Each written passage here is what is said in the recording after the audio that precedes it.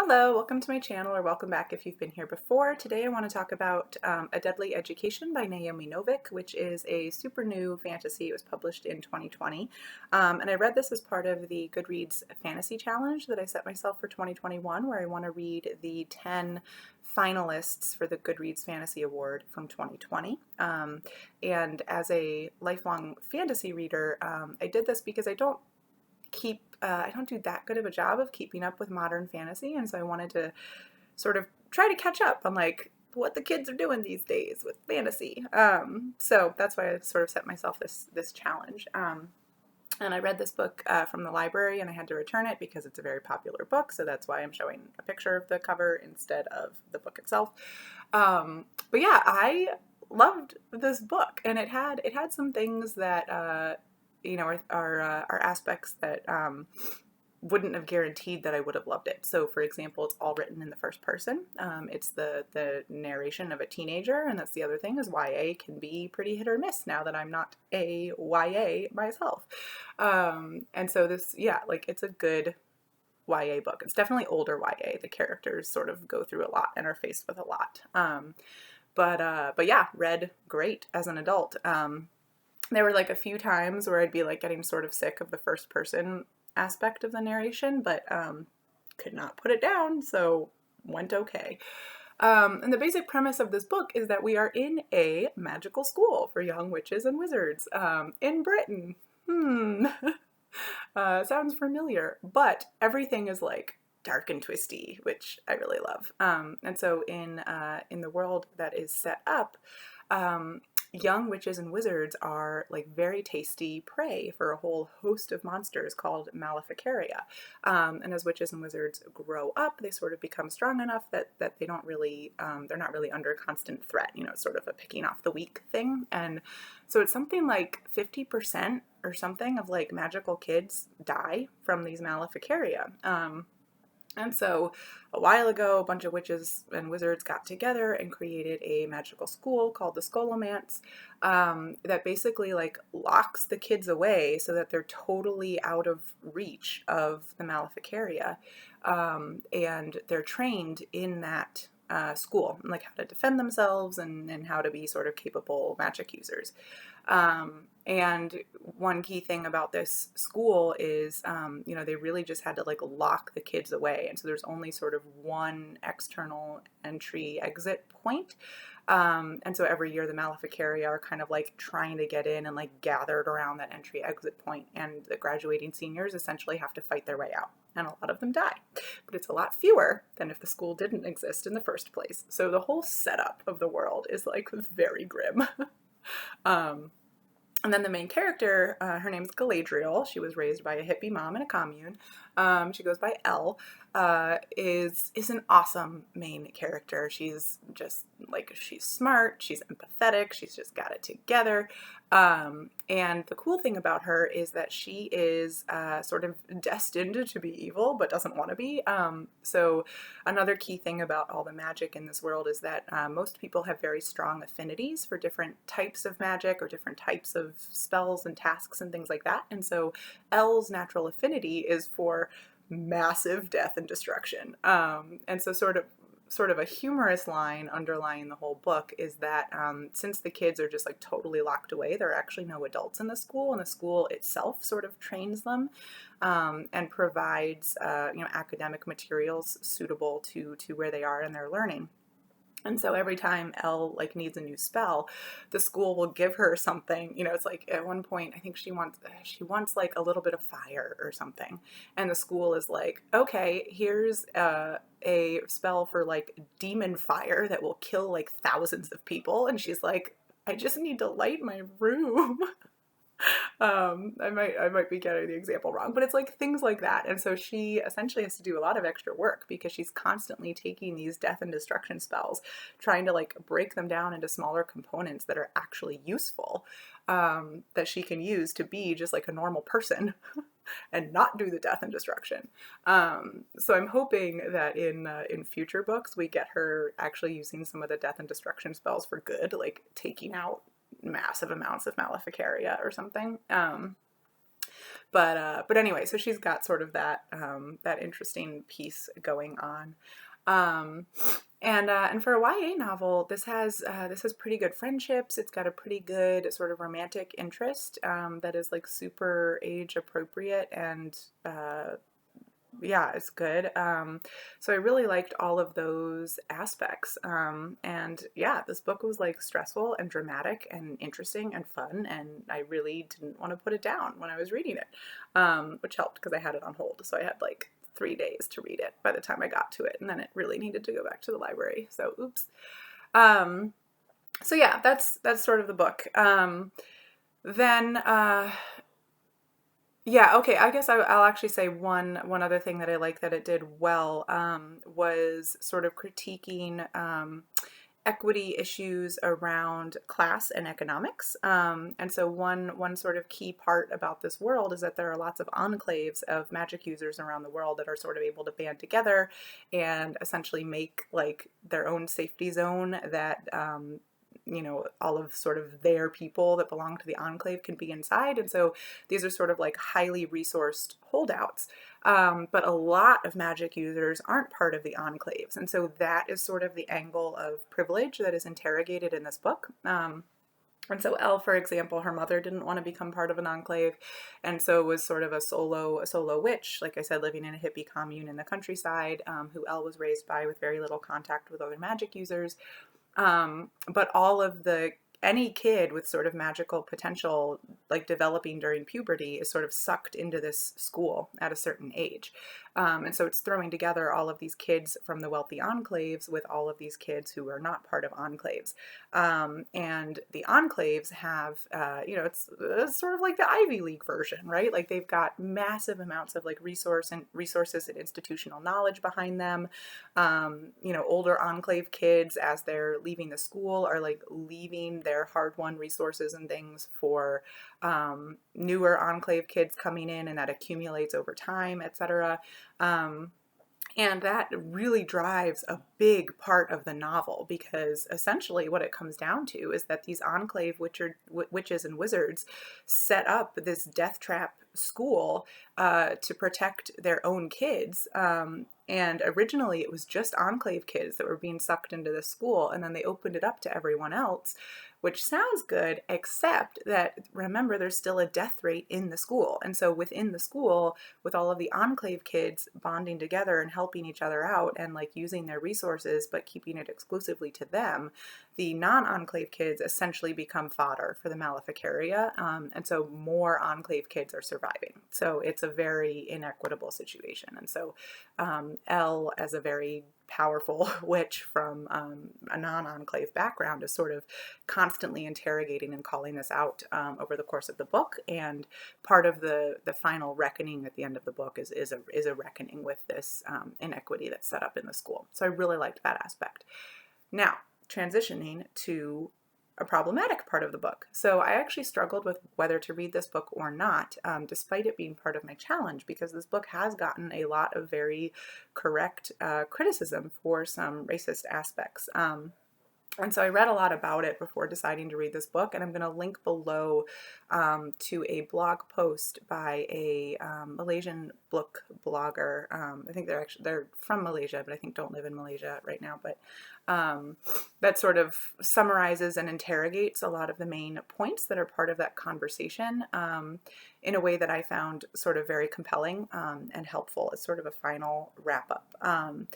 So just prefacing my next comments by like, I'm white and I don't think that I get an opinion on what is racist or what is not. So all I'm just trying to say is like, from my perspective as someone who tries to be anti-racist in my practice, it was important for me to think carefully about whether or not to read this book. And so this is the decision that I made. And if anybody feels like I really made the wrong decision, I would really appreciate having a conversation about that in the comments. I'm still on the fence about whether I should read the next book when it comes out. And I think I will definitely wait to see if other people who read the book first, if the author has repeated any of the same problems that are in the first book. So that said, here's the opinion that I'm not supposed to have, which is that there is one passage that is really overtly racist.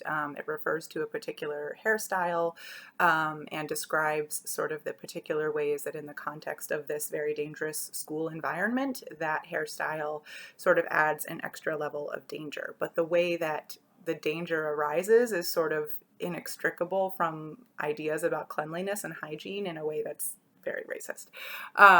So that passage is like super obvious and just didn't even need to be in there. Like, it does add a tiny piece of world building, but there's so much world building in this book that it's just like, you just didn't even need to touch hair. Like, it just didn't need to be a conversation, or just mention that, like, yeah, a lot of people tend to have buzz cuts because then Maleficaria can't grab you by your hair. Like, boom. That's inoffensive, and so it's sort of a like this was clearly a massive oversight. Now the thing, knowing that, the thing that made me decide that it might be okay to read this book was that the author actually has apologized for including that passage in the book, and in addition to her apology, she pledged that all of the ebook editions would immediately have that passage removed. So if you read this book on Kindle, it should have that passage removed, and that it would be removed from all future physical printings of the book. So you can't sort of go strike out a passage from an existing book, but to me, it's like that is, I think, an appropriate response from a white author to, when called out about a mistake, to admit it and apologize for it and do what you can to rectify it. And so I think for some parts of the community that was affected, that was sort of enough, like good faith on the author's part. And I think for some people it wasn't. And so that's why it's sort of a struggle to decide whether to read this book or not. I sort of, and again, acknowledging sort of my whiteness and my white privilege, I do come down more on the side of like, it seems like the author learned. And so I'm willing to sort of take that at face value and hope that it continues through the rest of her works. And I think this author has not, as far as I've been able to tell, I actually haven't read her previous books, but as I was reading about these issues, she has not made these sort of missteps and big mistakes in previous works. And so, I think any white person is of course going to make those sorts of mistakes where, we live in a society where racism is institutionalized and part of our system. And so I think the author responded in a respectful way. So that's why I decided to read the book. There are other potential issues that people have called out. I shouldn't say potential issues. I mean, I think they are issues. Of course, there are things in many books that will offend many people. And in particular in this book, so one aspect is that the main character is half white and half Indian. And she was raised by her white mother. Her father died as part of graduation, getting out of this school. Her mom was pregnant before she graduated from this school. And there was an early attempt to sort of integrate with the father's family that didn't go well because the Elle's grandmother had sort of like a prophetic vision about Elle's sort of like dark powers, and seems to have told some sort of prophecy that Elle would bring like death and destruction. And so the family then didn't want to have anything to do with her. There's a couple issues there. So there's the issue that we have a white author who decided to make the protagonist, who she's narrating in first person, a person of color. That is a questionable decision. My personal opinion is that white authors should not have the primary experience of the book that they are trying to explore and convey be the experience of a person of color. I mean, we just don't know so much about the experience of being a person of color. And so I think that was a pretty dumb choice on the part of the author. I think given that she made it, she did make some correct choices following that, not sort of making race a central part, but sort of acknowledging the role that it played for this character and placing this character in a predominantly, I think, all-white community in Wales. But it's also like, if you do that, like, there's an inherent experience there of being sort of marginalized and tokenized by being the only person of color in a community, and a white author isn't able to deal with that appropriately. So it's like, there was just no reason except, I guess, trying to tick a box. And so that is also pretty problematic, I think. Although I think she handled it fairly well, given that she'd already made that decision. But it's like, you just didn't need to make that decision. And then because the school is highly international, so it pulls everybody with magical potential all around the world. And so you've got kids from all over the world, and everybody is learning in their own native language. And you can learn other languages and stuff like that, but the school can provide spell books and whatever in the language that you speak and that you're studying in. And so, okay, cool. You've got this very multicultural environment. That's great. I'm fine with a white author trying to write a multicultural environment. But she then really integrated it as sort of a smaller plot thread. And so sort of the ways in which people from different parts of the world or people with different languages were like learning spells and trading spells and things like that, that some people from different cultures than mine had problems with, like the way that she would put, two speakers of different languages together, and people are like, that doesn't, there's a whole history there of like putting those two particular languages together in like a sort of ally state, because as these older students, all the characters in the book are sort of older students, like they're juniors, like 16 years old, 16, 17, and they're starting to form sort of allies and teams to get them through graduation, because they know it's coming up in a year and they have to fight all the Maleficaria getting out of the school. And so and so there's a lot more division among readers about whether that was sort of the author doing that was appropriate or not, whether she did it well or not, whether she sort of did things in a way that was tone deaf or deliberately offensive, or et cetera, et cetera. And there's just a lot less consensus on those issues, even within, the same community of language speakers or something, which of course makes sense. None of this is simple. So just throwing that out there as well. And some of those issues are covered in that blog post that I linked below. So anyway, I felt like I needed to maybe talk a little bit about why or not needed to, but I wanted to talk a little bit about why I chose to read this book, knowing that it is problematic, and sort of my experience of reading it. And like I mentioned, I'm still on the fence about whether I'll continue with this series as it comes out. I'll sort of wait and see what the second book is like. And this does sort of call into focus, I think, a broader thing about publishing and writing. So I think N.K. Jemisin has been upfront about, especially when she was writing The City We Became, which draws on a lot of cultural history in New York City of a lot of different people whose identity she doesn't share. And I think she had some sort of like cultural sensitivity person read her work. But I think that was and I'm just totally spitballing here. I heard this. I probably should have looked it up before I did this video. But just the idea that we do live in a very globalized world. And,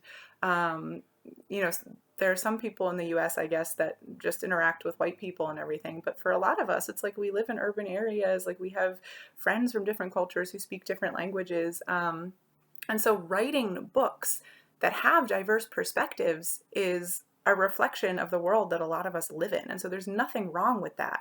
But it needs to be done very carefully. And so I just keep thinking about that anecdote I've heard that like N.K. Jemisin, had somebody review her work specifically for missteps related to having characters that draw on a lot of cultural backgrounds. And it's just like, that should just be a standard service that publishers offer as part of their review and editing process, in my opinion. It's harder for self-published authors, but it's like, if you're writing a book with diverse viewpoints, you're probably drawing on your own experience of knowing people with diverse viewpoints.